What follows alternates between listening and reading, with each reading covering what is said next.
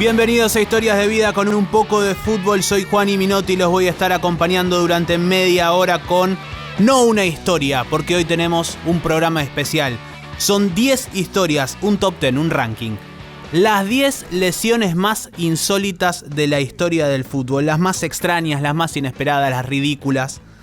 Por supuesto que las lesiones son algo lamentable en el fútbol, pero algunas son tan insólitas que va a ser imposible que no se escape una sonrisa. Algunas no las van a poder creer. Les prometo se van a entretener durante esta media horita con las 10 lesiones más insólitas de la historia del fútbol y vamos a recorrer el mundo, vamos a tener argentinos, vamos a tener extranjeros.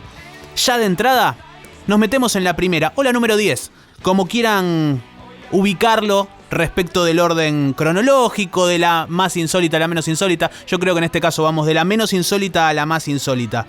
La número 10 es lamentablemente protagonizada por un argentino. Un argentino que sigue en actividad, que juega en Newell's Old Boys de Rosario actualmente, Ever Banega. En el año 2012 Banega jugaba en Valencia, en España. Se fue de Boca al Valencia. Allí estuvo unos años, después pasó a préstamo un año en el Atlético Madrid, le fue bien y volvió. Para el 2012 estaba teniendo una de las mejores temporadas de su carrera. Esa temporada se iba a ver interrumpida por un accidente desafortunado. Y créanme que la palabra accidente está muy bien puesta. Una mañana de ese 2012, Banega salía de su entrenamiento con el Valencia y se detuvo en una estación de servicio en el municipio de Paterna, en la Comunidad Valenciana. Iba a cargar nafta. Apagó el motor, se bajó del auto, abrió el tanque, agarró la manguerita y en determinado momento se dio cuenta que el auto se estaba moviendo, que no había puesto el freno de mano, que la estación de servicio estaba en bajada y que el auto lentamente se movía.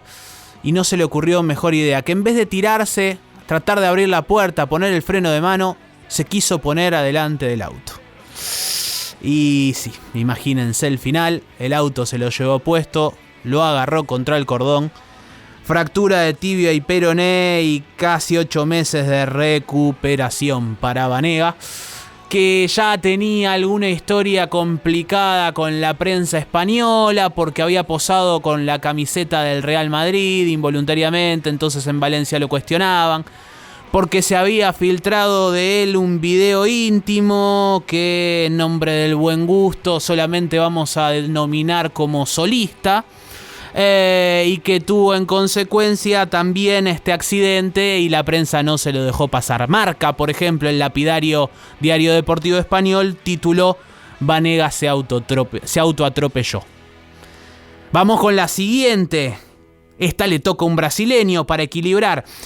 Todo futbolero que recuerda aquel equipo de Brasil de comienzo de los años 2000 y fundamentalmente del 2002 que fue campeón del mundo recordará las grandes figuras de aquel equipo del juego bonito. Ronaldinho, Rivaldo, Denilson, Ronaldo, Kaká, jugadores brillantes. Y si vamos al número 5 de aquel equipo, muchos dirán que fue alguien que en realidad no fue. Emerson, estoy hablando de Emerson. ¿Por qué? Porque Emerson no fue campeón del mundo en el 2002. ¿Y por qué no fue campeón del mundo en el 2002? Porque a un día de comenzar el Mundial tuvo una lesión absolutamente absurda. Un día antes del debut decía Brasil tenía que jugar con Turquía, después ganaría ese partido 3-1. Luis Felipe Scolari, técnico de Brasil, dijo mejor que los muchachos se relajen, a ver, no corramos riesgos, a ver si alguno se lesiona, aflojemos la tensión, mejor que tengan libre y que hagan ejercicios con pelota, pero lo que ellos quieran. Los cracks de Brasil decidieron que era momento de ensayar patear tiro libres, medio en chiste, medio en serio. Y como era todo medio en chiste, Emerson dijo, yo voy al arco. Le pateó a Ronaldinho, voló. Se fue entusiasmando, vio que sacaba alguna. Cuando le fue a patear Rivaldo, se creyó Tafarel, voló contra su palo izquierdo y al caer se dislocó el hombro. Se lo luxó el hombro derecho y se perdió el mundial en el que Brasil fue campeón del mundo. Emerson jugó mundiales. El de 1998 fue subcampeón del mundo con Brasil, quedó afuera en la final con Francia. Y el del 2006 quedó afuera en cuartos de final con Francia, con una actuación descomunal de Zinedine Zidane. Emerson, aquel brillante volante central de Real Madrid, Juventus, Milan y Roma, no fue campeón del mundo por tomarse muy en serio un jueguito en un picado. Seguimos adelante y vamos con Liam Lawrence, mediocampista del Stoke City, irlandés. Cuando los hinchas del Stoke City se contaban la lesión de Lawrence, la cuestión se prestaba a confusión. Lo lesionó un perro, decían. ¿Tan malo era el que lo marcaba? No, literal. Lo lesionó un perro. Una noche del 2008 se levantó urgido para ir al baño, en la oscuridad, y sin querer pisó a su pobre perrito y cayó por las escaleras. En un principio no parecía tener más que un golpe, y de hecho el técnico de la selección de Irlanda, para la cual estaba convocado ese fin de semana, dijo: yo creo que va a estar para jugar. Bueno, llegó a la concentración de Irlanda, los médicos lo vieron, lo mandaron a hacer estudios y tenía una fractura. Varios meses afuera de la cancha. Un tiempo después habló con el diario local Stoke Sentinel y les confesó que aquella, la del perro, fue la lesión más larga de su carrera. Pasamos al siguiente, Steve Morrow. Una historia que bien podría ser para otro día y para otro momento. La historia de un jugador limitado que tuvo su momento de gloria, que llegó a la cúspide de su carrera en una ocasión puntual. Morrow era un lateral por la derecha sin grandes condiciones. Jugaba aún así en el Arsenal de Inglaterra. No tenía mucha participación, no tenía muchos minutos porque no era muy decisivo en ataque, no era muy veloz, no retrocedía especialmente bien, con lo cual era un futbolista secundario. Pero para 1993 el Arsenal tenía que disputar 2 finales consecutivas, Copa de la Liga y la FA Cup. Muy seguiditas y con varios lesionados en el plantel. Y a pesar de que Morrow no era un jugador brillante ni muchísimo menos, el entrenador, algo osado, tomó la decisión de ponerlo, y no solo de ponerlo como mediocampista para la primera de las 2 finales en la de la Copa de la Liga. Como suele ocurrir en estos casos, hubo un héroe inesperado. Morrow sobre el final del partido se animó a ir al área, capturó un rebote, metió un derechazo y convirtió el 2-1, el gol del título del Arsenal sobre el Sheffield United. Arsenal campeón con un héroe que nadie podía creer, que nadie tenía en los papeles. El chiquito Steve Morrow. Se convirtió tanto en héroe, claro, que no solo los hinchas lo amaban, sino que sus compañeros querían llevarlo en andas. Uno de ellos se lo tomó literal. Tony Adams, una bestia de 1,92 m, gigante central del Arsenal, capitán del equipo, lo agarró a Morrow, se lo puso a caballito, a cocochito, como se dice, y empezó a dar la vuelta olímpica con el chico sobre los hombros. Todo el estadio lo iba ovacionando, pero la historia se salió de control. Tony Adams se tropezó y el que se fue al piso, casi de cabeza, fue Steve Morrow. Fractura de clavícula para el jovencito, que no pudo jugar la siguiente final y terminó con una carrera bastante mediocre, que podría haber sido diferente en caso de haber jugado aquel otro partido y haber tenido la continuidad que le impidió tener aquella lamentable y extraña lesión. Y vamos al último de esta primera parte, al último de los primeros 5 de este ranking. El protagonista es Alessandro Nesta, seguramente el futbolero lo recuerde. Central aguerrido, recio, pero también fuerte, italiano, de larga carrera en el Milan, campeón del mundo en el año 2006. Si usted, señor o señora que no se escucha, es padre y le dice a su hijo: no juegues tanto a los jueguitos, que te vas a quedar ciego, sepa que no hay sustento empírico para retar al jovencito de esa manera. Pero sí, y Nesta lo comprueba, de tanto jugar a los videojuegos se puede tener una lesión en la muñeca, en el tendón de la muñeca. Y eso le pasó a Alessandro Nesta, que, como les decía, era un defensor rudo, duro, difícil. Uno no se imaginaría que andaba jugando a los videojuegos, pero sí. Y su compañero de jueguitos era otro al que uno no lo ve en ese rubro. El elegante y fino volante que por aquel entonces también jugaba en el Milan, Andrea Pirlo, era su compañero de jueguitos y declaró en más de una oportunidad que en cada concentración que tenían terminaban el entrenamiento a las 9 de la mañana y desde las 9 de la mañana hasta las 11 de la noche jugaban a la PlayStation, jueguitos de fútbol concentrados pura y exclusivamente en eso. En determinado momento la cuestión que se prestaba para la risa empezó a preocupar cuando Nesta acusaba un dolor fuerte en una de sus muñecas. Y la historia pasó a no dar risa para nada cuando se acercó uno de los médicos del club, lo revisó y le dijo: vos tenés lastimado un tendón en la muñeca, necesitas operarte. Se perdió Nesta el resto de la temporada. Casualidad o no, estuvo en el Milan 10 años, ganó 10 títulos y ese año no ganó ninguno. Antes de continuar vamos a hacer una pequeña pausa musical como solemos hacer en este tipo de programas. Han estado en estos programas que llevamos grabados ya bastantes, varios de los que integran el Olimpo del rock argentino. Ha estado Virus, ha estado Charly García, ha estado Mercedes Sosa, aunque integra la música, el Olimpo de la música en general a nivel mundial. Luis Alberto Spinetta, Gustavo Cerati con la cortina La Excepción que utilizamos en el programa, y faltaban ellos. Con una canción que además encaja bien con nuestra historia del día. Con ustedes, Patricio Rey y sus redonditos. Carlos Alberto Solari, Sky Bailinson, Walter Sidotti, Semilla Bocarelli y Sergio Dawi, Los Redondos, Unos Pocos Peligros Sensatos, tema de su primer disco.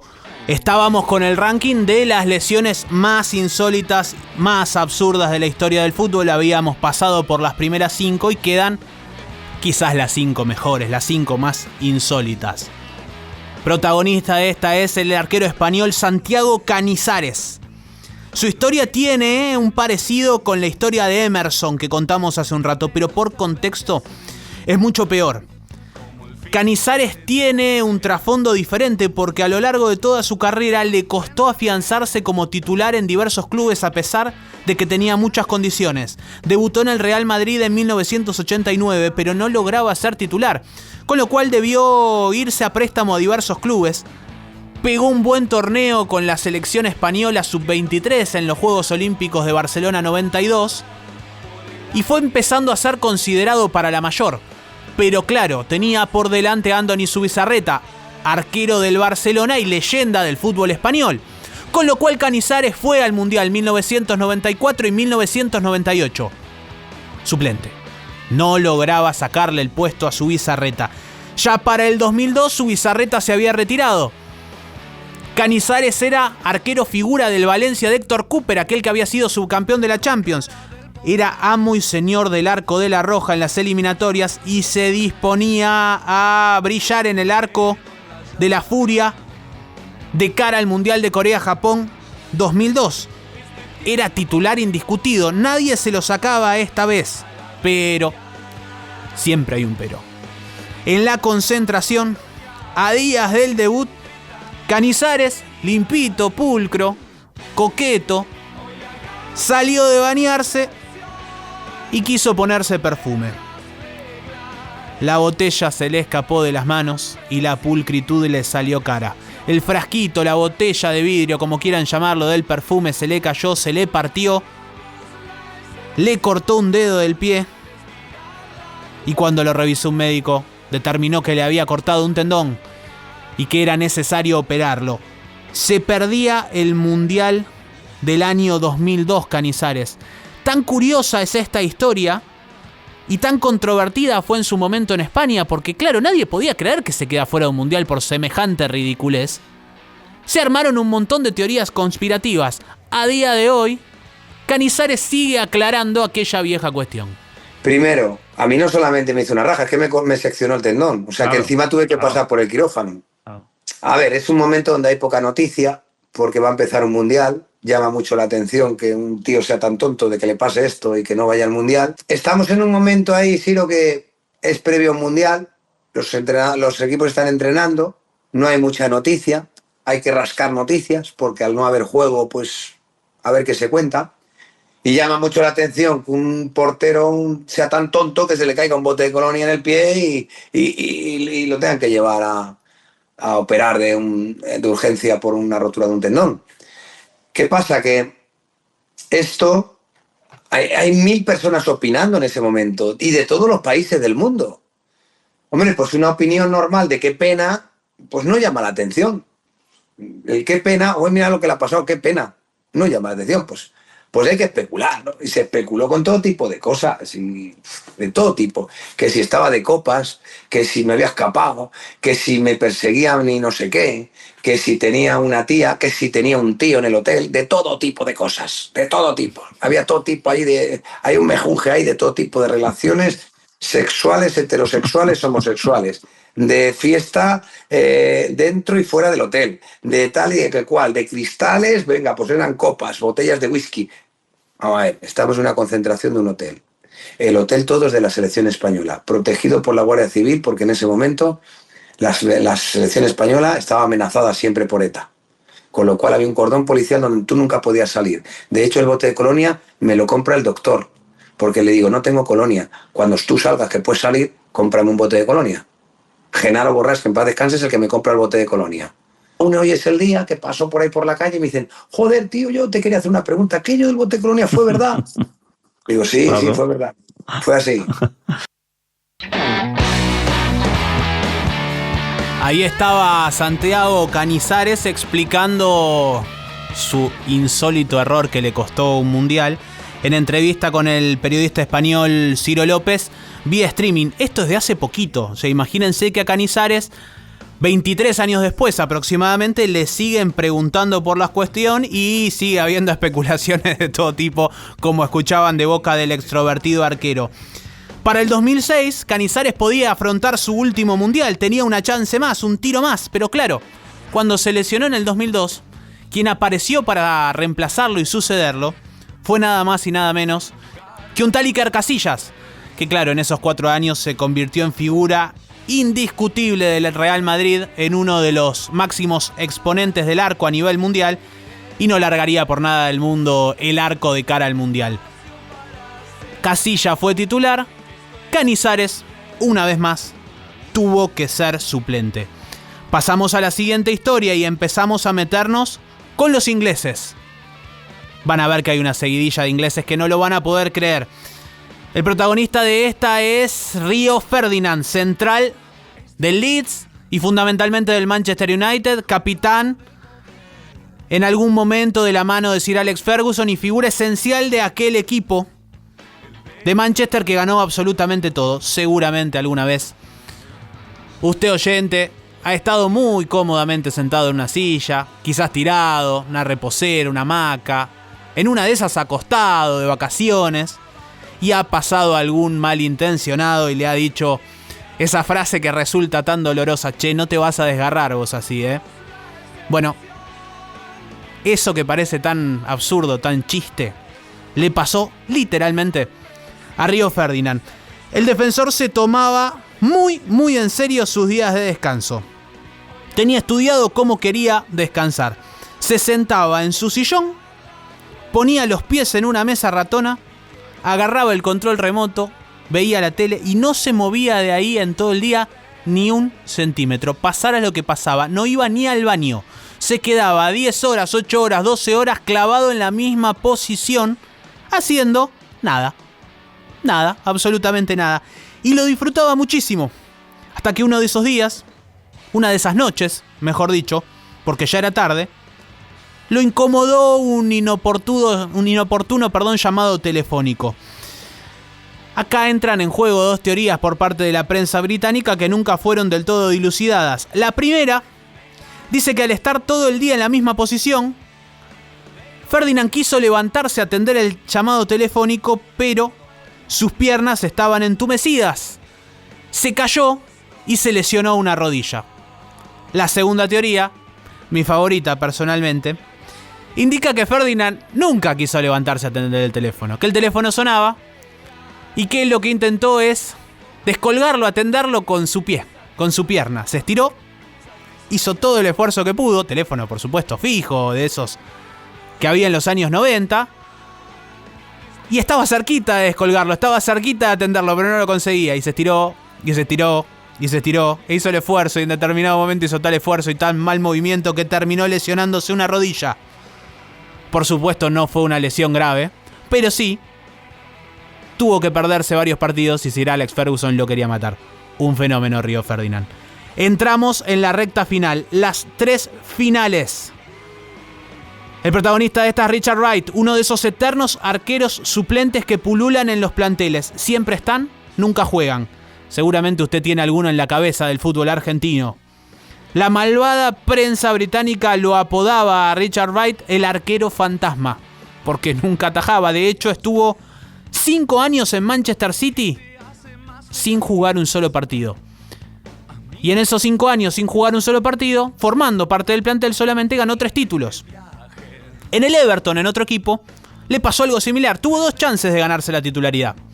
En la primera, cuando competía mano a mano por el puesto, se lesionó un hombro al querer bajar una valija de un armario de la casa. Ya un nabo bárbaro, de entrada. Pero no era lo peor. Después de ese evento pasó casi 3 años sin conseguir ser titular. Y le llegaba una nueva oportunidad. Un desempate de la FA Cup.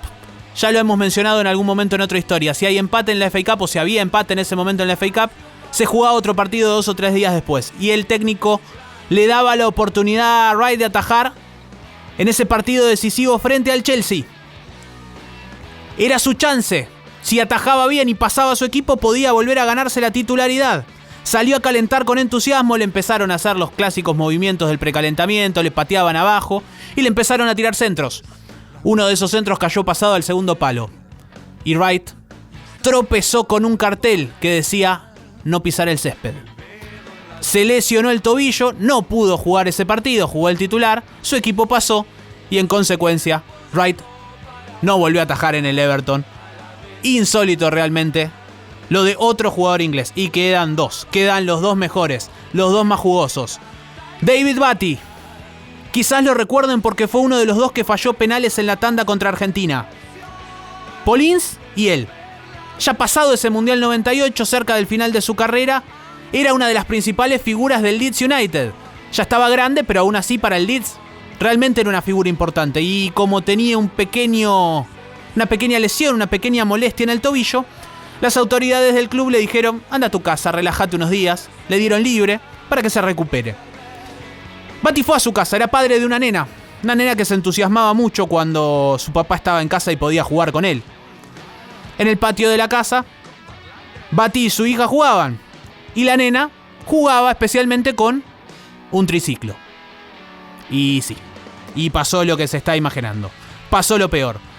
La nena, casi como en un capítulo del Chavo del Ocho, atropelló al padre con el triciclo y la lesión, que era sencillita, tranquilita, en el tobillo, se transformó en un corte del tendón de Aquiles. Batty tenía 32 años ya. Volvió a jugar al fútbol, pero ya no volvió a ser el mismo. Y el mejor de todos, el último, Darius Vassell, quizás subiéndose a la cúspide de la estupidez humana. Lo que hizo Vassell no tiene ningún fundamento ni ningún sentido. El veloz delantero, también inglés, jugaba en el Aston Villa y sufrió por entonces un percance habitual en los jugadores de fútbol y a priori menor, aunque molesto. Se le rompió una uña, la uña del dedo gordo del pie, al patear una pelota. Claro, en consecuencia, cada roce, ponerse las medias, calzarse el botín, ni hablar cuando pateaba o lo pisaban, era una molestia grave, se le hinchaba el dedo y le dolía a Vassell y no lograba resolverlo. Y un día llegó a su casa con dolor, con hinchazón, y tomó la determinación más estúpida que podía haber determinado. Primero concluyó que para evitar el dolor debía desinflamar el dedo. Y después arribó a otra conclusión ridícula, que es que para desinflamar ese dedo debía liberar la presión sanguínea. Así que tuvo la brillante idea de ir a buscar entre sus herramientas personales, miró un martillo, miró un destornillador y concluyó que lo mejor para su tarea era un taladro. Vassell cazó el taladro y se hizo un agujero él mismo en el dedo gordo del pie. El resultado se lo pueden imaginar.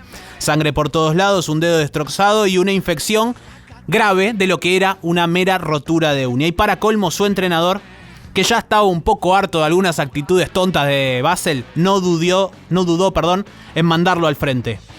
Graham Taylor, que estaba recaliente con la idiotez de su futbolista, fue a la conferencia de prensa y obvio lo primero que le preguntaron es ¿qué pasa con Vassell que no juega? Declaró textualmente lo siguiente: uno de sus pies le causaba dolor y parece que tomó un instrumento para drenarlo. Darius intentó sacar la sangre él mismo, lo que ahora se da cuenta que no era realmente aconsejable. Claro que no.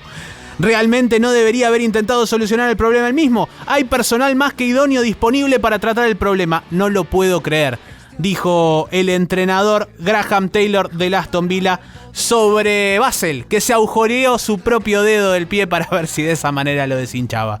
Hasta aquí hemos llegado con una nueva edición de Historias de Vida con un poco de fútbol. Soy Juani Minotti y los acompañamos esta media horita con este ranking de insólitas lesiones en el fútbol mundial. Nos vemos la próxima. Chau.